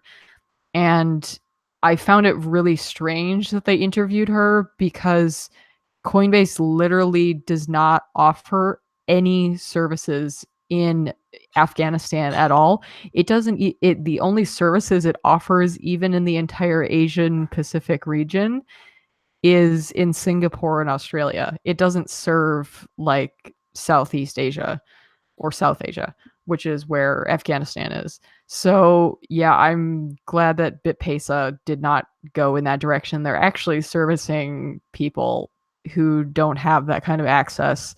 And I want to like really point out that there's a big difference between companies like them and companies like Coinbase, which talk all about how they're worried about financial inclusion. And, you know, they were quoting, I think her name is pronounced Faro, about how, you know, women in developing countries have never been in charge of anything in their lives. With cryptocurrency, girls can be in charge of something very important, which is finances.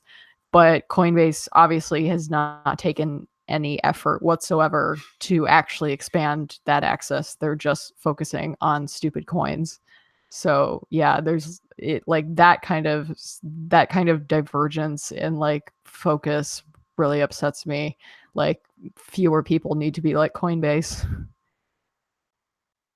Yeah, and you know, I mean, like, yeah, that whole SBI stories, they've been, you know, coming, and yeah, it's like a lot going on there in Japan, and I think that the whole remittance issue in Africa, that's a good deal. I mean, you know, like you're saying, there's a lot of stuff going on in Africa where people are unbanked, and you know, yeah, and just like, you know, like you were saying, Janine, I mean, if Coinbase wants to do something revolutionary in the space, I mean, I'm just thinking about the whole remittance thing. It's like, you know, the biggest remittance issue in the United States is U.S.-Mexico border, and Mexicans and, you know, over here in the United States trying to send money back to their home country. They are constantly getting, you know, just raped with fees from Western Union, and the way that they currently have to do things. And man, if there was just some little bit of research and development that I'm sure Coinbase could afford, is to build some sort of remittance services for immigrants here in the United States trying to get their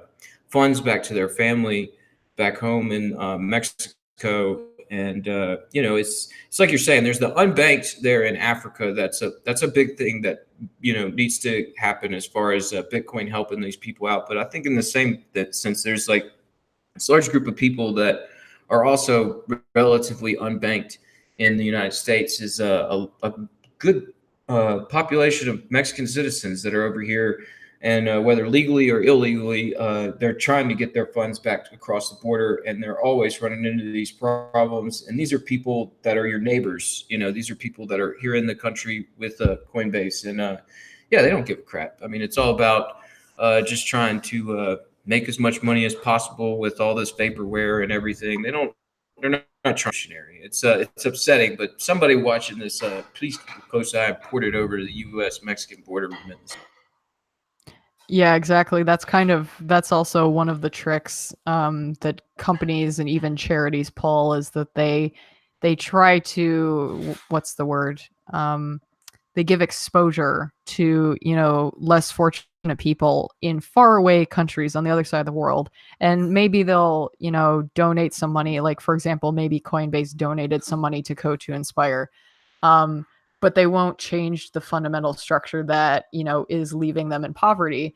But if you tell them, like, you know, you should be doing this, why are you interviewing this person and claiming to care about, you know, empowering women when you're not actually changing anything, even though you have the power to do that? And they'll just say, well, it's Afghanistan, like a lot of regulations and blah, blah, blah.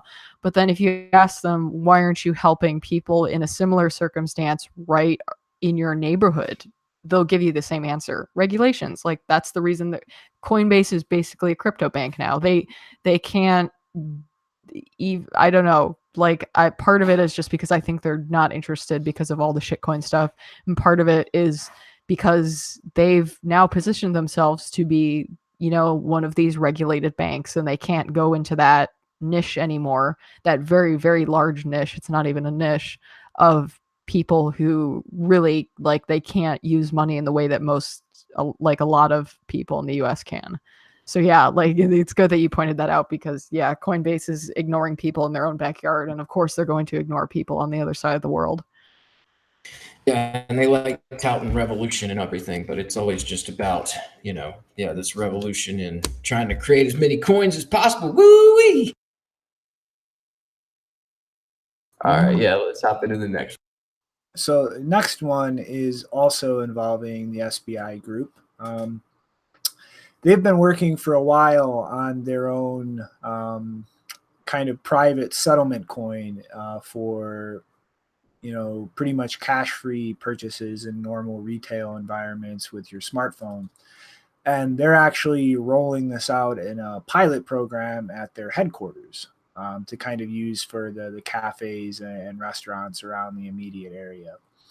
And what they're going to be doing is pretty much establishing an ATM-like machine in the office where you can pretty much show up, use cash or credit or debit card, and pretty much top up your, they're calling it S-Coin balance at the ATM, and then simply use your phone to facilitate payments. And it's not really too many details in this article in terms of the actual technology, but the air quote DLT has been developed by a startup company called Orb, which is designed effectively for custom cryptocurrencies to be published and used for specific applications. So it's kind of looking at it, it seems like a private blockchain system trying to kind of facilitate the same kind of use as counterparty, which is pretty big in Japan. And I think last year we kind of talked about this a little bit, how the counterparty kind of caught on in Japan, and there was kind of a lot of looking into using these types of tokens for consumer rewards programs and things like that.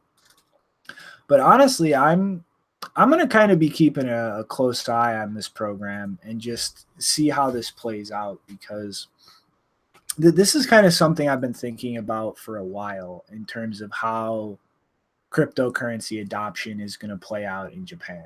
Like we've seen the Mitsubishi Bank, make a few announcements that they're working on kind of a digital tokenized yen. SBI has been talking about this coin.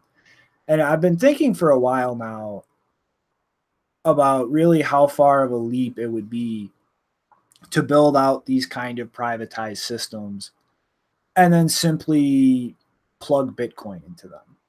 Like just to effectively deposit Bitcoin into the system in the same way that you would a yen or other fiat currency, and be issued an equivalent Bitcoin token on one of these privatized systems for retail uses, and effectively function as a fully privatized sidechain or an analog of such to facilitate crypto payments in retail situations in Japan. Just because like it's really kind of a long-term issue scaling peer-to-peer payments on a system like this, and it's not something that's going to be solved instantly overnight. It's not something that you're just going to be able to snap your fingers and instantaneously roll out to an entire country. But crypto adoption really seems to be kind of catching steam in Japan to a degree that it really isn't in most other countries around the world. And it just seems like the way things are going, it's kind of inevitable for these kind of two separate areas to kind of meet in the middle somewhere if consumer demand for actual retail use of cryptocurrencies catches on. I mean, we're talking about an entire country here, and depending on how the rate of this accelerates, I could very easily see demand for actual retail payment use blow up before the actual technology is there to facilitate it in a purely peer-to-peer way. And with just how much deeper a lot of established conglomerates in Japan have been going as far as this ecosystem, I could very easily see like this kind of hybridized system being established.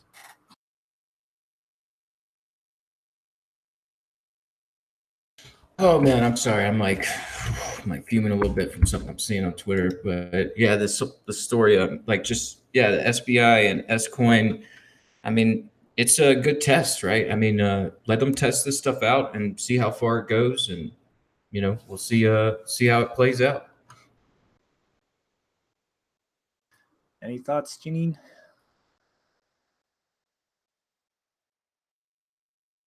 Nope.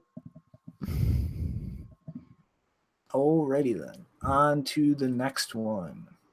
So Google, starting in October, is going to be regionally reversing its blanket crypto advertisement ads. And starting in October in the United States and Japan, it is going to allow regulated cryptocurrency exchanges to purchase ad space through the Google advertising network. Oh my god.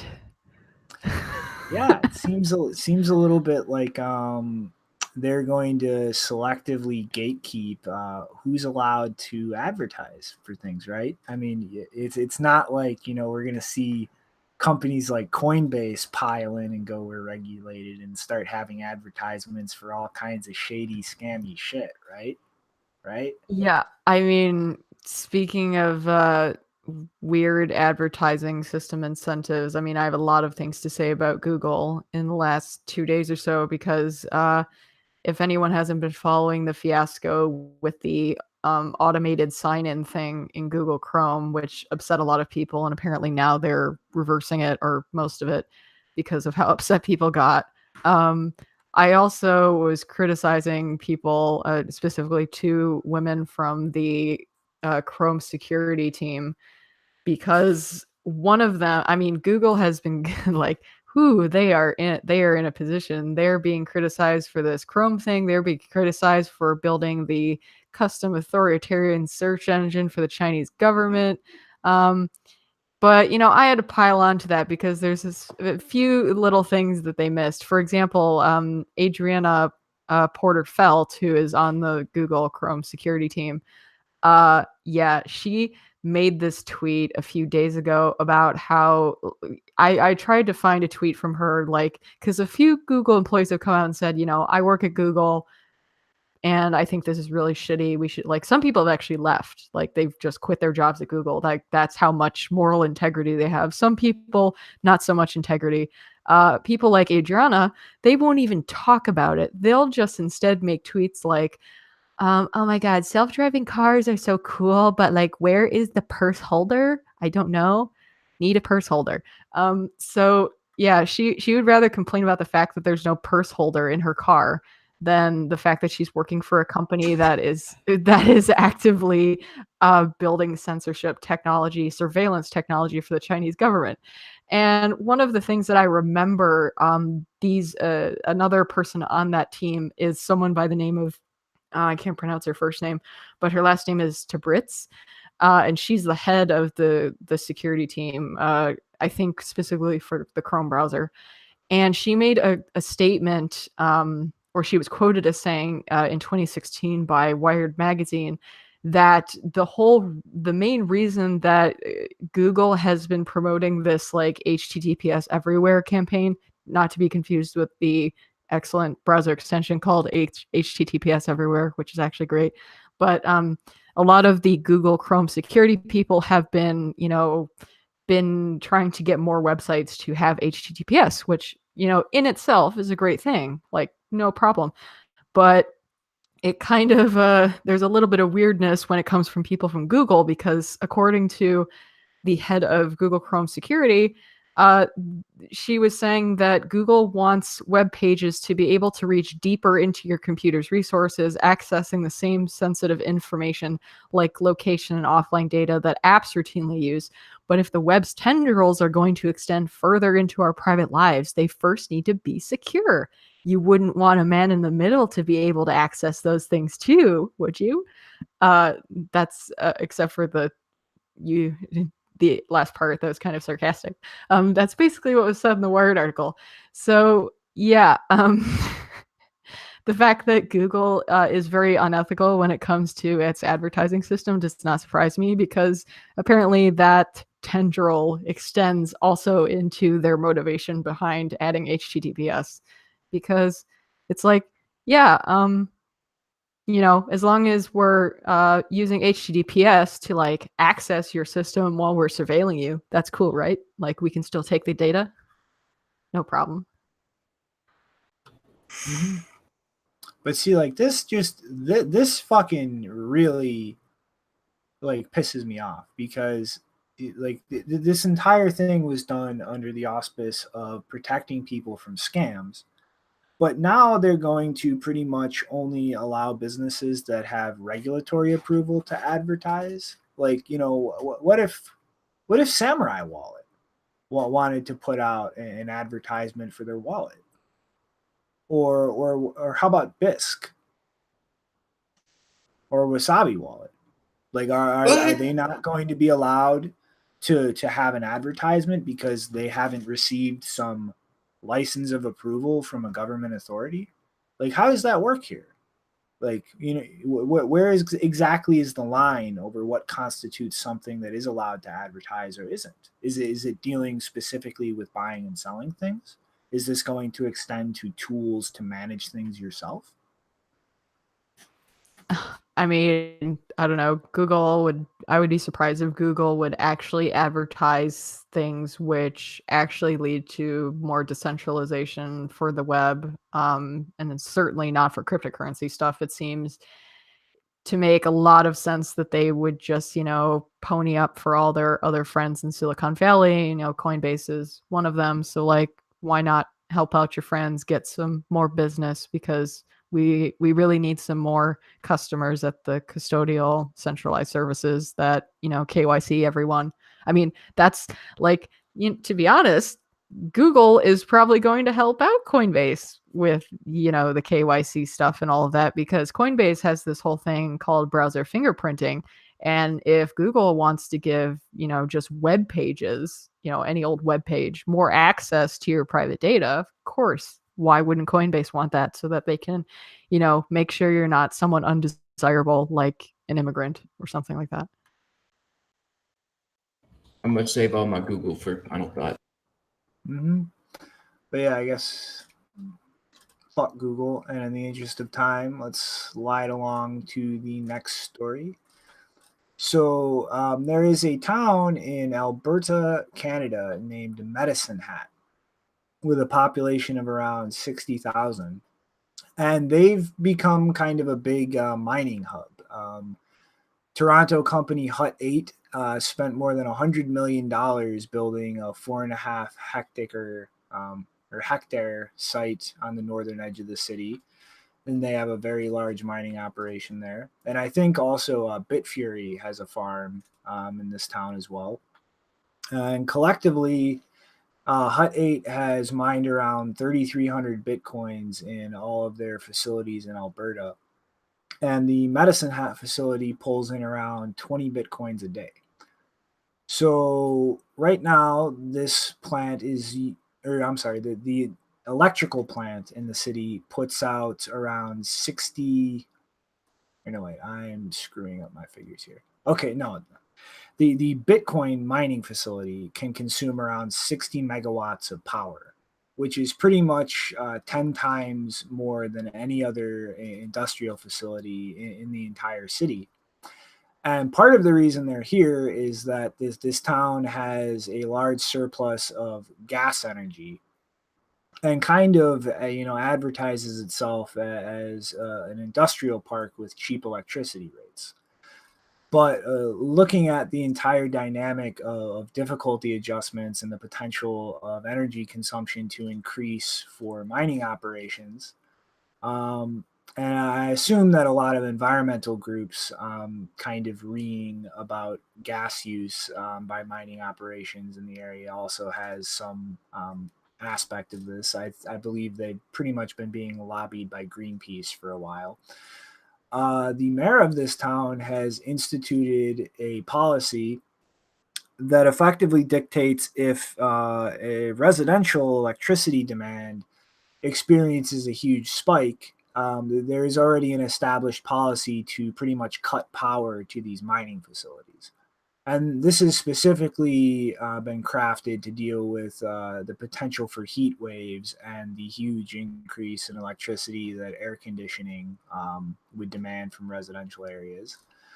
But it goes to show that miners need to really think long term in terms of their energy sources and how this is going to affect their operations, because as much as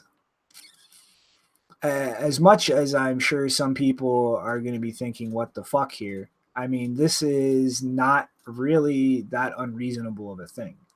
That this isn't a township effectively going like, we don't like this business here, so we're going to start playing price fixing games with rates. This is them just, this operation is here. It's ostensibly not going to be fucked with for any reason, but if in the event of something where residential energy consumption is absolutely needed for a serious reason, they're going to prioritize by cutting the power from this facility. And this is something that mining operations should really be thinking about. I mean, like I said, they sunk almost $100 million into this facility. And that's not something that you can just snap your fingers, pick up, and move somewhere else. Like those costs are sunk now, and they're going to have to deal with it. And this is just kind of a reality of the world. Like in something like a heat wave, I'm sorry, but people actually do die in serious heat waves when you have things like power failures. I mean, the first thing that jumps to mind is New York City, maybe 8 or 10 years ago, with the major power outage on the Eastern Seaboard grid. There were actually people that died due to heat stroke because there was no power. And I mean, it is what it is. And this is something that businesses are going to have to start thinking about, not just electricity rates and overall availability, but what happens during grid spikes and temporary unavailabilities, and how are they going to structure their business plans and just the technical layout of their facility to actually deal with situations like this, because they're going to happen. Yeah, I mean, there is no infinite well of power where you can just ask for more when other people need it as well.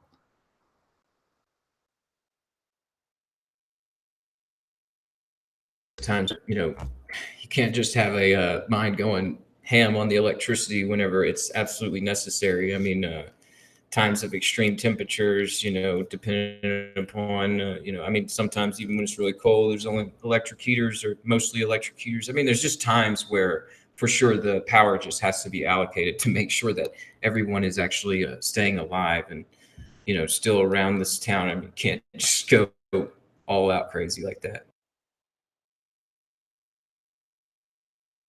Yeah. Sorry, man. My comments are kind of short because I'm just like choking on this, but we'll get there right after this last story. Let's go through it. All right. So the last one is pretty much just going to be a quick mention, because as of last time I checked, there is still no concrete update. But yesterday was supposed to be the final arguments on the petition of the Supreme Court in India to strike down the ban by the Reserve Bank of India on cryptocurrency businesses dealing with conventional fiat payment processors or banks.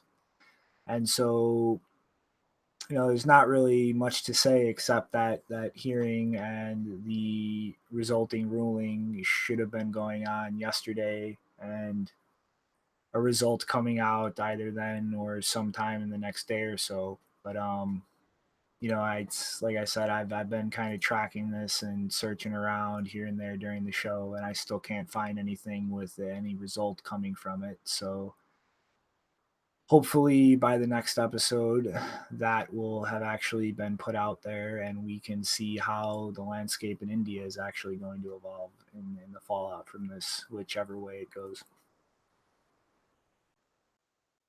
Yeah, I mean, like, I'm sure there's a lot of, I know that Unacoin and there's a lot of those companies over there in India where they could sure just get some going on over there, because I guess it was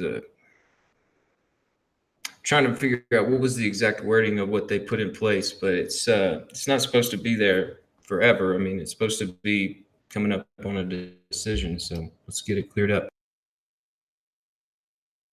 I'm sorry, my mind's like a little all over the place, man. I really should keep my head off of Twitter when we're on the show, man, because yeah, like, we doing this story on Google and reading through, and I've been thinking about this, man. Like, you got those tweets pulled up? Nope. 1 second. Sorry, I was still digging around. Was there something else you wanted to say on India? Nope. Go. So yeah, like just a little bit of a rant here. Like here in Boulder, Colorado, there is a Google headquarters office, and there's they were kind of allowed into town because they they're Google, they got a lot of money, so they pay the right people, they got the right offices and everything, and guys every now and again at blockchain meetups, or somewhere around town in the tech places, and they're around, and there's this little bit of a comment here on Twitter somebody posted saying like, well, I guess there's this sign in downtown Boulder where it says, "What is Google doing for Boulder?"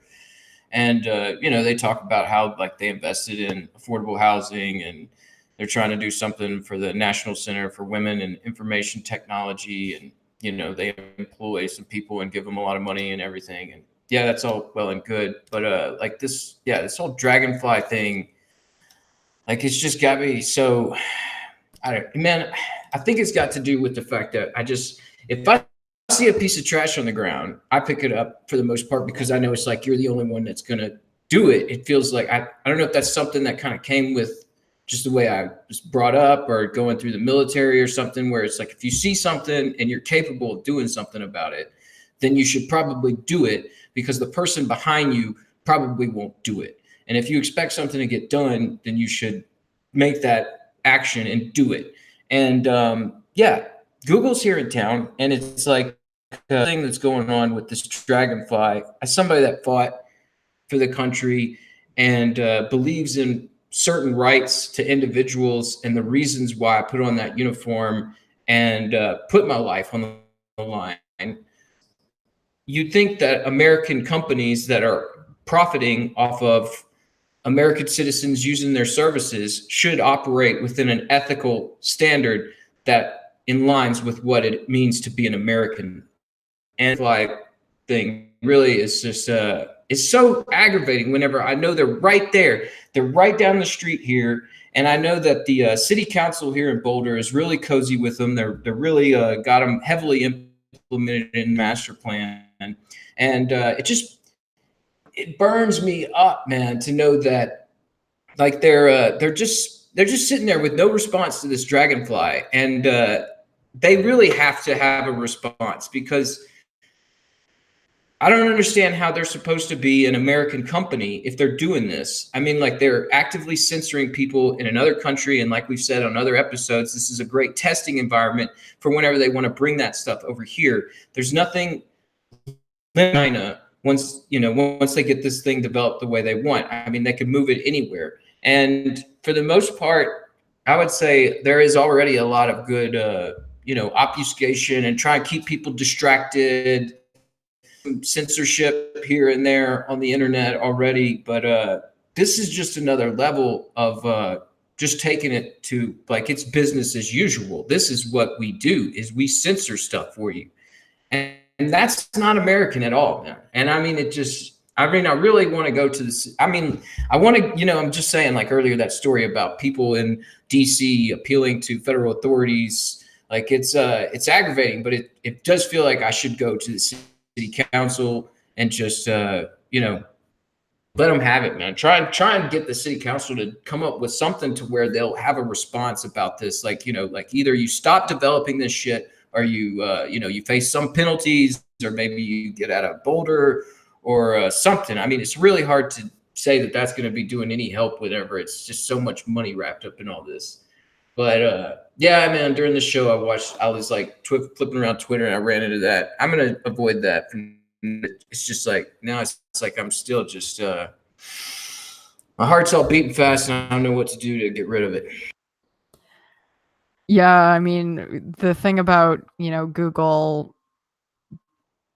or someone from Google or someone supporting Google pointing out how much money they donate is that, I mean, Google has a ton of contracts with the government where they receive tax money anyway. So, yeah, a bit awkward. And also the rest of their money they're making off of advertising, which is basically a giant surveillance infrastructure.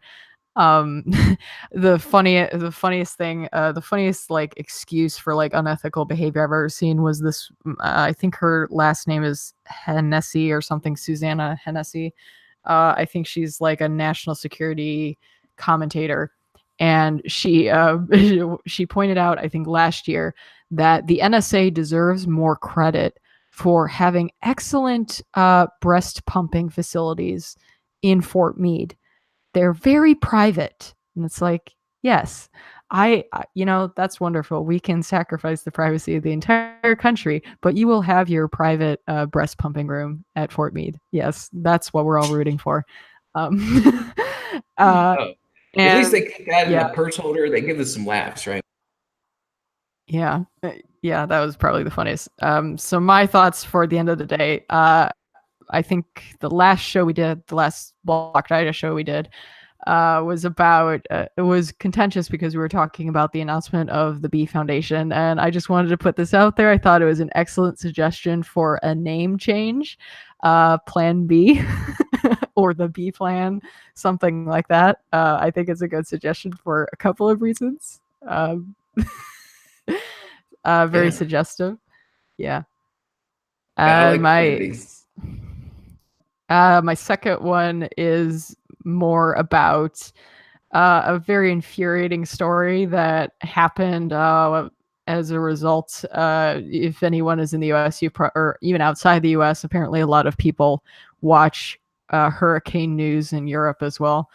There was basically a woman in North Carolina who rescued like dozens of animals who had been left behind by their owners. And there's like really sad videos where people go to their neighbors' houses and rescue dogs out of their kennels that are like just about to drown because the water is rising. And so she took it upon herself to not only stay, but she took in a bunch of animals who had been left behind, or maybe just separated in all the chaos from their owners. And she was arrested for not having a shelter license and for administering off-the-shelf medication to a few of the animals, like antiseptic or something for a Siamese cat. That is just, it's just plain ridiculous. Like, that should not be happening. First of all, I'm surprised that the police department there even has the time to focus on a woman who is rescuing animals on her own time with her own money, buying them medicine and administering it. Like, do they have nothing better to do? Is there not some, I don't know, like cleanup they can help with or whatever? Do they really have to arrest a woman because she didn't have a license for operating a shelter, even though that was obviously not her intention? Her intention was to save animals from dying and then to figure out who the owners were and then give them back. Like, it wasn't a business. It was a charity. So yeah, great job on doing that. If something like this ever happens again, I hope people actually like stand up around her and don't even let people like this get arrested, because this is just embarrassing that someone like this would get arrested. Oh yeah, these disasters, man. It's always just like, yeah, people are trying to do the right thing, and then the federal government comes in there, or somebody just gets arrested for doing something that they thought was helpful, and they're saying, oh well, you're violating this. But I mean, like, really, that's a public good. I mean, like, I've been through a lot of hurricanes, and the water is not exactly clean whenever it's flooded, and a lot of those animals die relatively quickly because they drink that water. So yeah, she is a hero. And I mean, basically you're just keeping a lot of animal corpses out of that water. So I mean, like, yeah, she deserves something better than this, for sure. Alrighty, I guess my final thought is a rant. So James Wood was recently just banned for Twitter for posting a meme that staying home makes a woman's vote worth more. And the reason given was he was affecting the political process. So I have a message for Twitter. Go fuck yourself and ban yourself, because your constant harassing of users to go register and vote is affecting the political process. So fuck you, Jack Dorsey. Get fucked. I'll vote if I want to. I won't vote if I want to. It's none of your goddamn business. On that note, see you guys on Sunday. Later, everyone.